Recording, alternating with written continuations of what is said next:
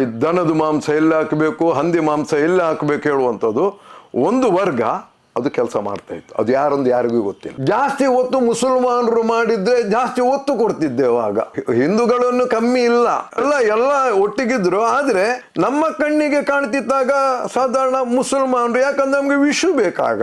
ಸಮಾಜದಲ್ಲಿ ಅಲ್ಲಿ ದೇವರ ಮೂರ್ತಿ ಪೂಜನೆ ಇಲ್ಲ ಆರ್ಯ ಸಮಾಜದಲ್ಲಿ. ಹಾಗೆ ಆರ್ಯ ಸಮಾಜ ಉಳ್ಕೊಳ್ಳೋದೇ ನಿಮ್ಮಿಂದ ಅಂತಾರೆ. ಏನ್ ಸರ್ ಆರ್ಯ ಸಮಾಜದ ಕತೆ? ಆರ್ಯ ಸಮಾಜ ಯಾವ ತರ ಇತ್ತು ಅಂದ್ರೆ, ಆರ್ಯ ಸಮಾಜ ಹೇಳಿದ್ರೆ ಹುಡುಗಿಯರು ಹುಡುಗರು ಎಲ್ಲ ಹುಟ್ಟಿದ್ರಲ್ಲಿ, ಮತ್ತೆ ಅಲ್ಲಿ ಅಂತ ಅದನ್ನ ನೋಡ್ಕೊಳ್ಳಿಕ್ಕೆ ಆ ಚಿಕ್ಕದಿಂದ ಇದ್ದ ಅಲ್ಲಿ ಯಾರು, ಈ ದೇವವ್ರತ ಹೇಳುವವ. ಈ ಮುಸ್ಲಿಂ ಹುಡುಗಿಯರನ್ನು ಮದುವೆ, ನಮ್ಮ ಹಿಂದೂ ಹುಡುಗರು ಲವ್ ಅದು ಮದುವೆ ಆಗುವ ಜಾಗ ಅಲ್ಲಿ ಮಾತ್ರ, ಎಲ್ಲಿ ಆರ್ಯ ಸಮಾಜದಲ್ಲಿ.